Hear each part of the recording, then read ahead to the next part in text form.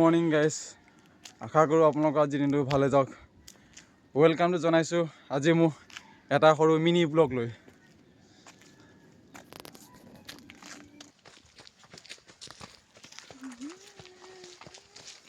ফটোশ্বুটটো মজা হ'লে গছজোপাত।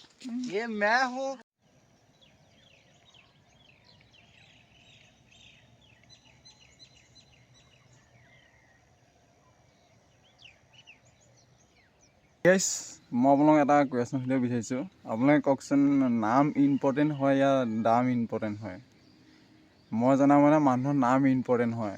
আৰু আপুনি যদি কিবা এটা কৰি যায়, তো আপোনাৰ যেতিয়া নাম বাঢ়ি যাব, অভিয়াছলি আপোনাৰ পিছত দাম এনেও আহিবই। ফাৰ্ষ্টত মানুহে নাম কামাব লাগে, দাম নিজে আহি যাব।